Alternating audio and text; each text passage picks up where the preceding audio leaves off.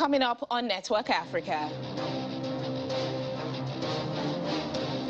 The Nigerian Center for Disease Control on high alert after neighboring Ghana confirms 2 cases of the deadly Marburg virus.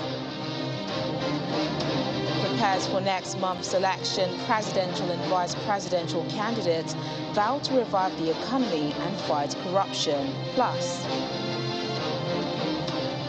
South Africa's President Cyril Ramaphosa to face subpoena in farm burglary probe. Ramanteni Olashoboale, Togolese Foreign Minister Robert Dassey has met with Ivorian officials in Abidjan for talks on the 49 Ivorian soldiers who were arrested in Mali earlier this month. The soldiers were arrested on arrival in Bamako on suspicion of being mercenaries. Côte d'Ivoire insists the troops were there to support the UN mission known as MINUSMA under an agreed contract between the 2 countries. But the military leader in Mali says its foreign ministry was not informed of the deployment via the official channels. On Tuesday, Mr. Dassey indicated that the Ivorian president and the Malian military leaders want to preserve peace between their nations. President Alassane Ouattara expressed his gratitude to the minister for the initiative to find a resolution to the matter, with continuous calling for the immediate release of its soldiers. Nigeria's Center for Disease Control says it's on high alert following Ghana's confirmation of 2 cases of the deadly Marburg virus, a highly infectious disease in the same family as the virus that causes Ebola. In a statement, the NCDC says Nigeria has the resources for prompt identification and management in the event of a single imported case, adding that medics have been placed on standby and surveillance had been heightened. So far, no case of the virus has been reported in Nigeria, Africa's most populous country, but the agency says its overall risk of importation is moderate. Ghana confirmed the cases of the deadly virus earlier this week. Both patients died and dozens of their contacts have been isolated, but some have already been discharged.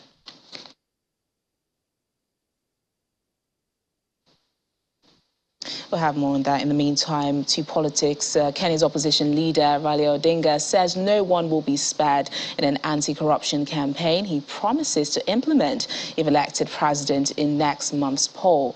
Mr. Odinga is making a 5th and final attempt at the country's top job.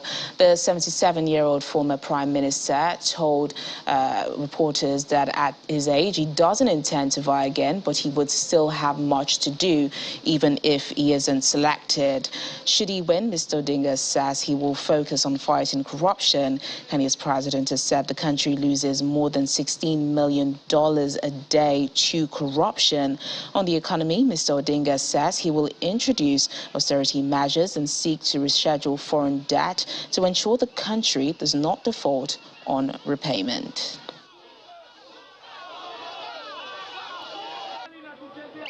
The prices of essential commodities have skyrocketed. The prices of grain, of fertilizer has gone on. The price of fuel has also gone up. And this has a telling effect on the cost of living of our people. So we also are having some other crises, the issues of debt that we're also having to face.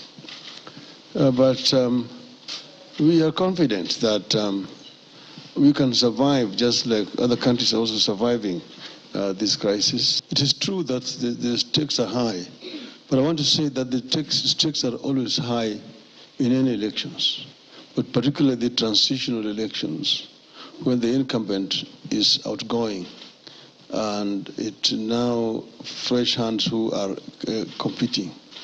The stakes become even higher. But I want to say that Kenyan people themselves are peaceful people. The challenge here is with the Electoral Commission to ensure that the electoral process is free and fair. Well, for Deputy President William Ruto, he's making a stab at the top seat with the hope of succeeding his boss, President Uhuru Kenyatta.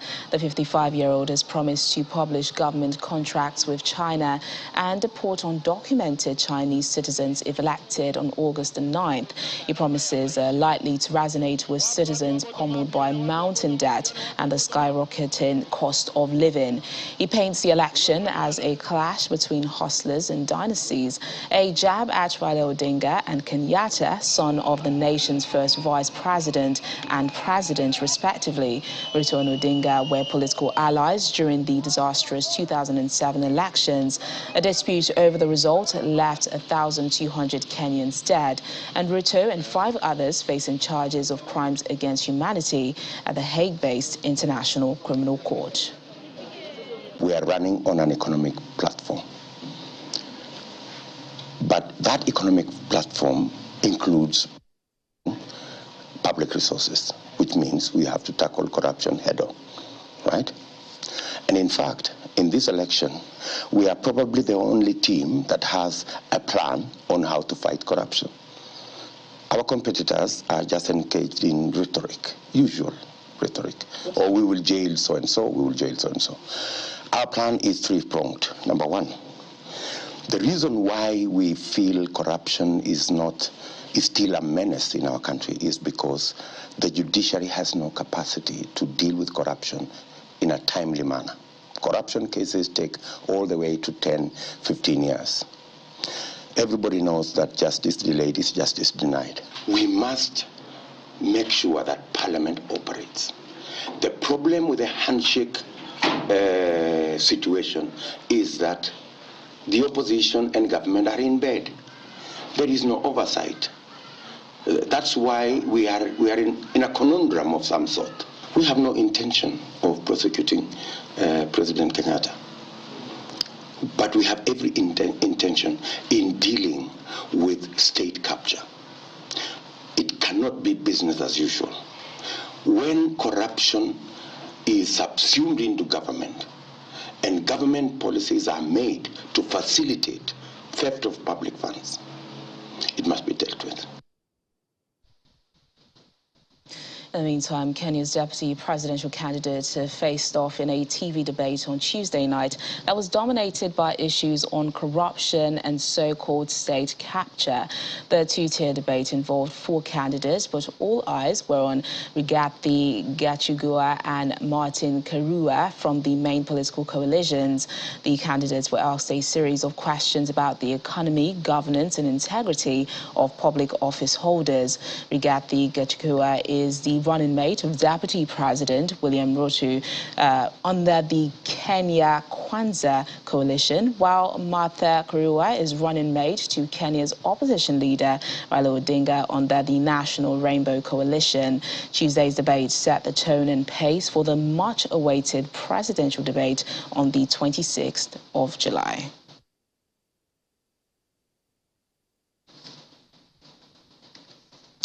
Well, joining us now is Kenyan journalist Abi Agina for more on this. Hello, Abi. Thank you so much for joining us on the program.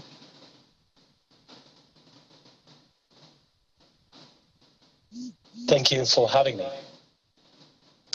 So, Abi, just talk to us about the highlights from Tuesday's vice presidential candidates debate. Well, that was one of a kind of a debate which had gripped the entire country. Majority of Kenyans have been waiting for the deputy presidential debate. It happened for the first time in our political history. Traditionally, we used to only have the main seat that is for the president. So it had a big following across the country, a lot of reactions. Many of the Kenyans were very, very excited to see this debate happen. And it's a mixed bag of reactions. We have the supporters of the Kenya Kwanza team, which is Rigathi Gachagua, who is the deputy presidential candidate. A number of his supporters said he was charming, he was able to articulate himself pretty well, and opposed to what they are used to seeing from this candidate, who had came in as an underdog into this debate. We also did see a lot of feedback on Martha Karua, who was able to woo the masses when it comes to integrity and fighting on the whole aspect around corruption. The two leaders, according to majority of Kenyans, did very well. Of course, a number of polls have come out, each showing Martha Karua won the day. And of course, majority are also saying that, of course, Rigathi was also equally good. So it's a neck-to-neck kind of race so far. And of course, a lot of expectations still, even as we look forward to the presidential debate. Yeah, exactly. You know, July 26th is the big day for the presidential debate. What can we expect from that? Well, this will be the mother of all debates because it is going to be pitting the incumbent deputy president, Dr. William Ruto, against Raila Odinga, who has also been an equal force in the political arena in the country. The two will be facing off for the first time in a debate. Remember, Raila Odinga has been at the presidency, taking a stab at the presidency, and finally they will be meeting face to face. A lot of expectations towards this debate. Of course, the Dr. William Ruto has been a very good debater in past debates and in past television interviews. And at the same time, Raila Odinga, many will be waiting to see, will he be able to hold his cool when he comes face to face with William Ruto? It will be a debate that will be really anchored around three critical issues. One being, what is the plan of each of the candidates for the people of Kenya? And of course, the grand question of governance and corruption. It will also be critical for many to just hear what these two candidates will have to say in regards to how they will plan to tackle corruption. And last but not least is the issue of fixing the economy. We are currently having a number of issues happening in the country's economy where inflation is at an all-time high of about 7.9%. We've also seen a lot of just minutes before this interview we're having, the president of the country, Uhuru Kenyatta, has addressed the country, and he did reduce the cost of maize flour, which has been a subject of great debate in the country, with majority arguing issues touching on the cost of living, which will be a big element in this debate. It will be interesting to hear what are the candidates planning to do in the first 100 days once they take the reins of power. So it will be a debate worth watching. Many, of course, also will be waiting to hear, will the two candidates commit towards accepting the election results? Because both of them are very strong-willed personalities. They have worked together in the past, and it will be one of a kind of a debate here in the country. All right, then, Abby, exciting times ahead. Thank you so much for the update. And moving on, U.S. President Joe Biden has announced that the United States will bring together leaders from across the African continent for a major summit in Washington, D.C. this December to discuss pressing challenges from food security to climate change. According to the White House, the summit will demonstrate the United States' enduring commitment to Africa and will underscore the importance of U.S. Africa relations and increase cooperation on shared global priorities. The Biden administration announced last month it would contribute to Africa's fight against the effects of high food, fuel, and surge in fertilizer prices in the countries which need the most support. The U.S. Africa Leaders Summit, scheduled for December the 13th to the 15th, was announced simultaneously in virtual remarks by Vice President Kamala Harris to the U.S. Africa Business Summit holding in Morocco. South Africa's acting public prosecutor has announced it will issue a subpoena for President Ramaphosa to answer questions about the robbery at his game farm in 2020, in which $4 million is alleged to have been stolen. Mr. Ramaphosa missed a July 18 deadline to reply to the court's corruption watchdog. In June, the watchdog opened a probe over potential breaches of the executive ethics code after President Ramaphosa was accused of bribing burglars to keep quiet. Questions are being asked as to why he might have had that much cash stored at a personal property. And still ahead on the program. Zimbabwe women sew sanitary pads to help keep girls in school. More in a moment. Please stay with us.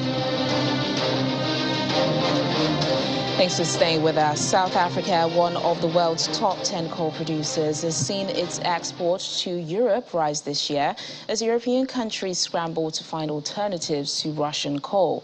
On August 10th this year, Europe will stop importing coal from Russia, and many EU countries have started to import coal from South Africa. Data showed that South Africa ranks first in coal resources in Africa, 7th in coal production, and 3rd in exports. Analysts say South Africa is facing challenges in coal transportation amid surge in demand from Europe. At present, the country's relatively limited rail and road capacity makes it difficult to quickly transport large amounts of coal from mines to ports. Look, South Africa produces about 250 million tons of coal, and our export is about, under normal conditions, 80 million ton. There are several ports that South African coal producers use. Richards Bay Coal Terminal is one of the largest coal terminals in the world, is the main terminal. It has got a capacity of 91 million ton per annum, but rail capacity is like I said, 2022 capacity will be 56 million ton. And back to health matters now, as Nigeria's Center for Disease Control says it is on high alert following Ghana's confirmation of 2 cases of the deadly Marburg virus. Well, joining us for more on this is public health expert and virologist Dr. Akiala Ishaku. Thank you so much for joining us on the program, sir. Thank you for having me. So how concerned should Nigeria and the rest of West Africa be in light of the Marburg virus being detected in Ghana? Yeah, Nigeria and other West African countries need to actually beef up their surveillance search. This is because the virus is highly infectious and it belongs to the same family of Ebola virus. It has a case fatality rate of about 23 to 50%, although some outbreak in DRC Congo and also in Angola has a case fatality rate of about 85 to 90%. So it is a disease, an infectious viral disease of high mortality rate. So we need to be concerned because it shares the same similarities and clinical symptoms like the Ebola virus. So we need to be concerned because it is a disease of public health importance. And then we need to also make sure that we mount our surveillance, active surveillance search on our borders and on our airports. Most people have not heard of the virus. What are the symptoms to look out for, and how can individuals better protect themselves from the virus? So actually, Marburg virus is being transmitted from fruit bats to humans, and then human-to-human transmission also exists through body fluids like blood, like saliva, and other body parts. So once humans have contact with these food bats or with fruits that are being contaminated with fecal materials of bats, they can also transmit these diseases to humans. So the clinical symptoms are quite obvious, just like that of the Ebola. It comes with shortness of breath, it comes with malaise, it comes with anorexia, vomiting. It also comes with the tiredness tiredness of the joint, the weakness of the joint. So it shares similar characteristics, clinical symptoms with that of Ebola. But yeah, human-to-human transmission is very high. If we look at the outbreak in 1999 to 2000 in DRC Congo, the transmission dynamics and the mortality rate is very high. In Angola in 2004, you will also discover that the outbreak was in a pediatric ward. So it shows that hospital transmission can also be very high. So we want our medics in most of our hospitals to actually activate their active case search. Once an individual presents with these signs and symptoms, we can actually place him as a probable suspect case so that we can be able to pin down. It is time for Nigeria to actually go into active case search. And if someone does suspect they have the virus, what should they do? Yeah, they will have what is called supportive treatment, because it comes with dehydration, it comes with a lot of things. What it is expected that if you are not in a hospital setting, you need to report yourself first to hospital setting to be ascertained that it is actually the Marburg virus that you are suffering from. And then from there are also supportive treatment to that regards. Although there is no vaccination to Marburg virus, there is no active vaccine, although a lot of vaccines have been going through clinical trials, but we don't have a substantive vaccine for this virus. And also, there are also supportive treatment using antiviral agent, which it has shown clinically to be very, very efficacious, and it can be used as a supportive treatment. But by and large, supportive treatment, managing the clinical signs and symptoms is quite key in actually saving individuals from this disease.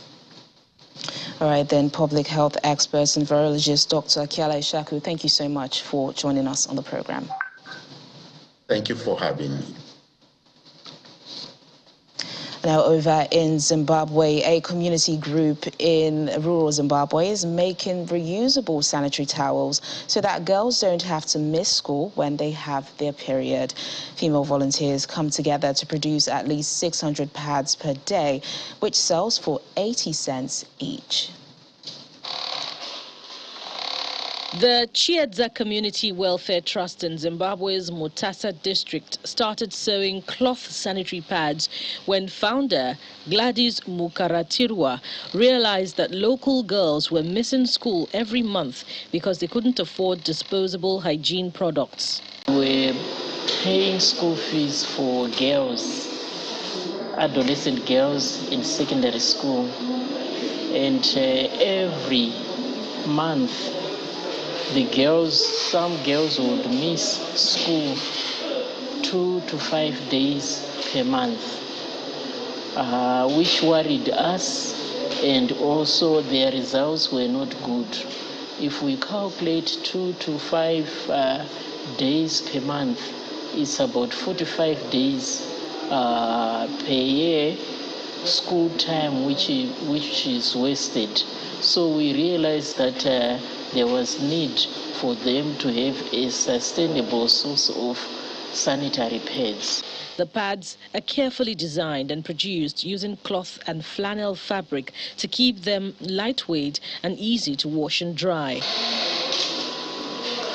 As a former teacher, the 60-year-old has dedicated her life to empowering and teaching young women in her village skills that can ensure that they earn an income to feed their families. The reusable pad costs 80 cents each, and this reusable pad can be used for 18 months. It's used, washed, and dried. It's dried in the sun. The sun is strong enough to sanitize this pad. Any microorganisms, harmful microorganisms, can be destroyed by the sun, and the pad is used again. The sanitary pads is not only durable, it's also affordable. The group, run by female volunteers, sells at a low price to locals and to charities across Zimbabwe for distribution to schoolgirls and vulnerable young women. It's really cheap. This pad is very cheap, and you can use for a year and 6 months for just $4 for a pack of 5. It means for a year, you don't have to worry about buying pads. You can go to Jenga once, $4 pack of 5. With all hands on deck, the factory makes about 600 pads per day.